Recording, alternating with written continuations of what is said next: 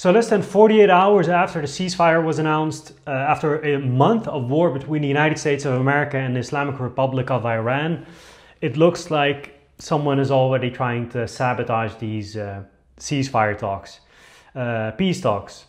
Someone's trying to torpedo them. And spoiler alert, it's Israel.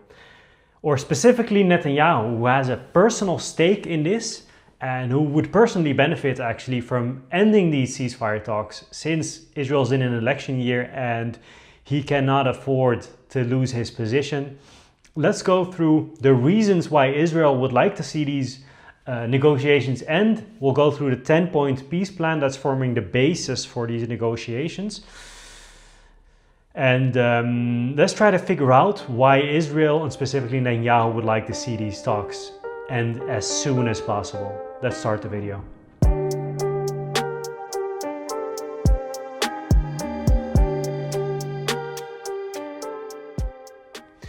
So Al Jazeera's diplomatic editor James Bay obtained the full 10-point proposal that Iran proposed basically as the basis for these negotiations that are about to take place in Pakistan this Friday. Let's go through the 10-point plan point by point and try to figure out what this plan is all about and why Iran would propose this and why the United States and specifically Israel hates this plan. Let's go through them one by one. Starting with number 1, a fundamental commitment to non-aggression from the United States. So Iran expects the United States to commit itself to not start another war with Iran. So what Iran is trying to avoid is to end up in this situation like Lebanon, like Palestine, like Gaza, specifically where Israel is deploying this so-called mow the lawn strategy, where every now and then, every year or 6 months or a month, they go in, bomb the hell out of the place, and then retreat again. Again, they'll do it again, mow the lawn again, retreat. Iran wants to make sure this is the last time it is attacked by anyone actually, but specifically by Israel and the United States. So this commitment, this point number 1, fundamental commitment to non-aggression, there's a reason it's mentioned as the first point. It wants to ensure that there is no more aggression from the United States and Israel. That's one. That already takes away the option for Israel or the United States to start another war after restocking, refilling their supplies of interceptors and whatever, restocking. Iran needs to make sure this doesn't happen again. Okay, so number 2, controlled passage through the Strait of Hormuz in coordination with Iran's armed forces. Obviously, this point is very important to the United States. It wants to make sure that this war doesn't damage the global economy any further. American voters are already seeing the results of this war in higher gas prices, higher interest rates. The United States wants to make sure that there's no more damage caused by this war on the global economy. Most countries are already lobbying the United States to end this war because everyone is feeling the effect. No one, except for Russia, no one is benefiting from this war. You could say China is, is at least not as affected, not as badly, not as severely as most other countries, but that's a whole different story. So the United States wants to end this war as soon as possible in order to limit the amount of damage that's caused by this war. That's why this one, Iran is giving this one to the United States, basically. Here you go, we'll make sure oil flows freely and gas flows freely through the Strait of Hormuz again. That's point 2. 3 is acceptance of Iran's nuclear enrichment program. This is a red line for Israel, obviously, because specifically Netanyahu has been nagging about Iran having a civilian nuclear program for, I think, more than 40 years. He's been he's been nagging about this for years and years. Iran cannot have even a civilian. There's never been any proof that Iran has worked towards a nuclear weapon, but just the idea that they're working, that they have a civil nuclear program, a civilian nuclear program, one of those, a non-military or non-nuclear weapon program, just a basic nuclear program to work on their technology, nuclear technology to generate electricity and other nuclear research for medical purposes, whatever. Just the idea that they're working on those things is really scary for Israel, because it wants to be the only nuclear power in the region. It wants to have total escalation dominance and basically just regional hegemony. As soon as someone else has the nuclear bomb, they feel threatened, so they want to make sure that no one else is working towards the nuclear bomb. That's why Libya was bombed, Libya's reactor. That's why Iraq was bombed at some point. I'm not talking about the Gulf Wars, but when they bombed the nuclear reactor in Iraq, Syria, same thing. Israel needs to make sure that this doesn't happen. So they want to do whatever they can. That's the whole reason this war started. But since Iran won, or Iran looks like it's winning, and Iran's 10-point plan is forming the basis for these negotiations. Obviously, they would put this point in here, and this is for Iran a red line. They would never let go of their civilian nuclear enrichment program. So let's see how this ends up. This is a red line for both for the US and Israel, and for Iran. Iran doesn't want to give it up. The United States and Israel want to make sure Iran never regains the possibility or the ability to enrich uranium. Point number 4, lifting of all primary and secondary sanctions and resolutions against Iran. So this is a very important one for Iran. Iran has been dealing with these sanctions since, I want to say, the revolution, since 1979, but at least since the early 80s. These sanctions have been piling up, and their economy has been damaged to such an extent that even though it's one of the richest countries when it comes to reserves of energy and minerals and all kinds of basically stuff they can export, it's still one of the poorest countries out there. It has a GDP of, I want to say, around 700 billion. I'll check, it's this amount. Iran's economy could have been one of the largest in the world, but because of these sanctions, it's been reduced to a third-rate power. So Iran wants to have these sanctions lifted. 5 and 6, end of all IAEA resolutions against Iran, end of all UNSC resolutions against Iran. We can skip through that. 7, this is a big one. Withdrawal of all US combat forces from all bases in the region. Obviously, this is unrealistic. I don't see this happening. But in order for Iran to start off with a reasonable negotiating position, it's putting all their demands on the table.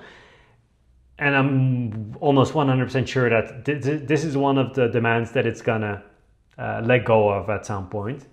Because I don't see the US pulling out of all of their bases in Qatar, in Bahrain, Kuwait, Iraq, Syria, the UAE. It doesn't make any sense. They're not gonna do that. But yeah, it's in the 10-point plan. Number 8, Iran expects full compensation for damages to Iran paid by ships passing through the Strait of Hormuz. So Iran basically in this war gained the ability to control the Strait of Hormuz. They're never going to give that up. This is one of the points that I expect Iran to hold on to until the end of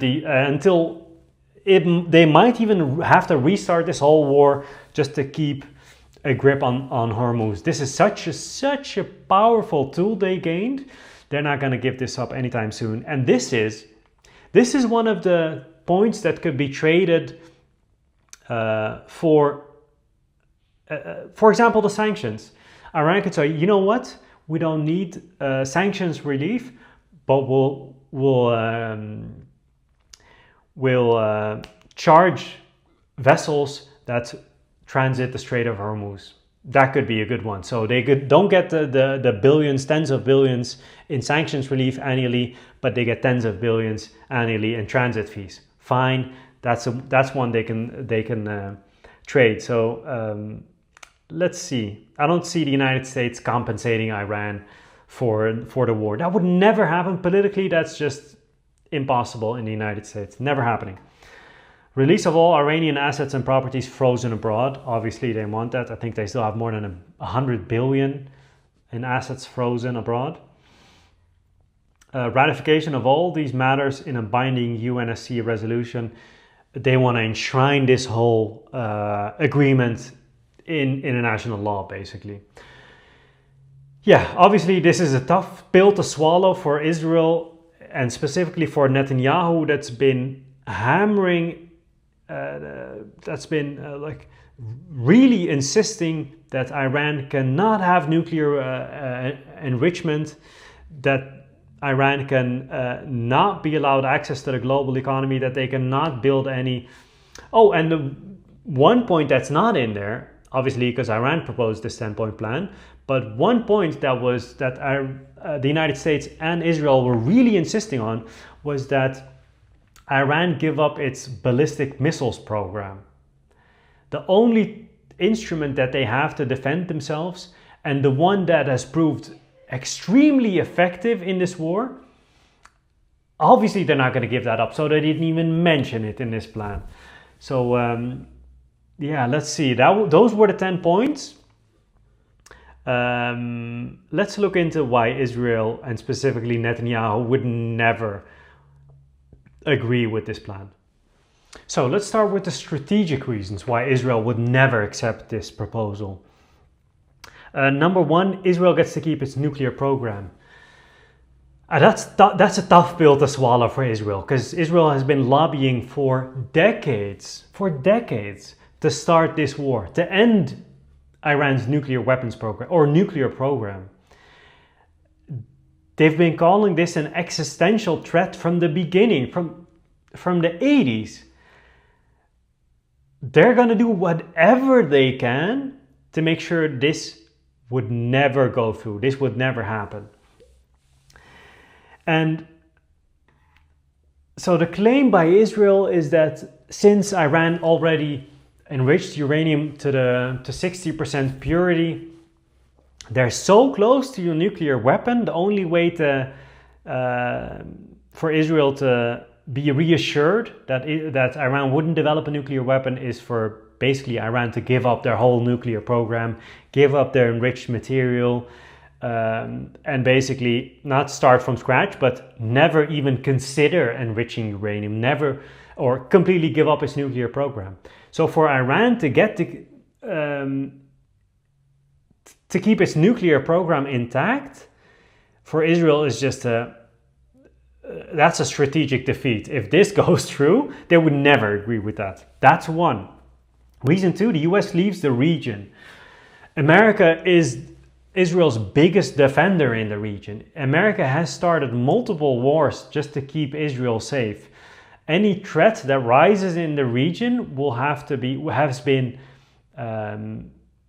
basically exterminated by, I wouldn't say exterminated, has been eliminated or pushed aside by the United States on behalf of Israel. So for the US to give up all its bases in the region and just leave, Israel would never feel safe after that. They would never let that happen. That's number two. Three, Iran gets paid to rebuild. Let's say Iran gives up its nuclear program, it gives up its ballistic missiles, all of the other demands that Israel has, but it gets sanctions lifted and its frozen assets unfrozen, and it gets to charge a transit fee for since gaining the Strait of Hormuz. What that gives Iran is the capital and the means to rebuild as fast as they can. That would nullify basically all of the other points. So that would be something that's not workable for Israel. Iran cannot have the capability to rebuild its nuclear weapons program, its ballistic missiles program. They want to keep it as suppressed as possible, obviously. So the sanctions relief, unfrozen assets, transit fee, that's just a no-go for Israel. And then there's reasons for Netanyahu specifically, Netanyahu has personally to not want to see this go through. First of all, this is an election. Don't forget, this is an election year. Netanyahu's whole image revolves around the idea that he's tough on Iran. He's tough on defense.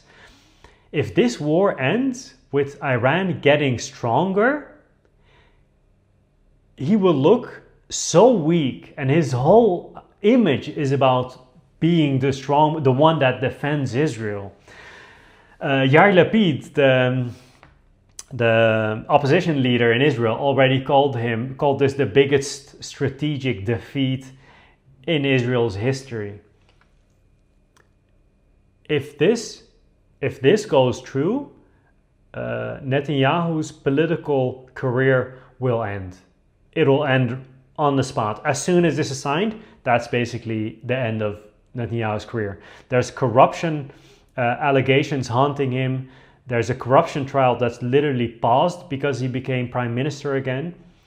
If he loses his career, he loses his freedom, he goes to prison, and he might even be tried for war crimes.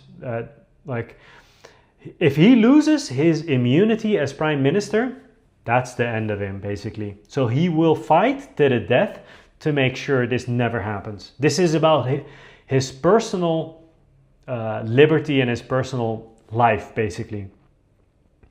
Netanyahu promised an end of Iran's threats, not happening. A destruction of Iran's nuclear program.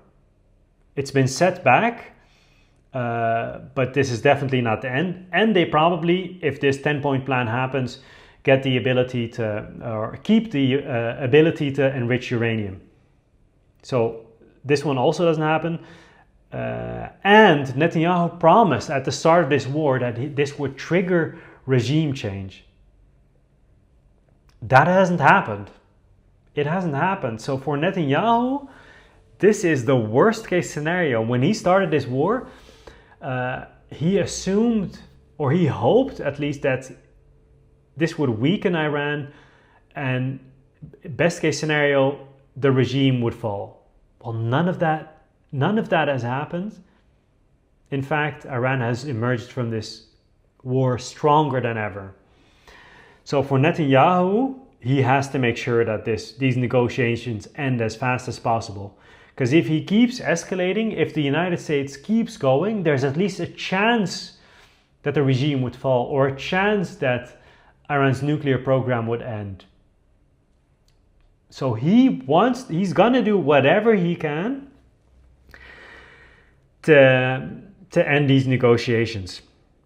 So Netanyahu has two options. Either he accepts the deal, he loses his coalition, he loses the election, he goes to prison.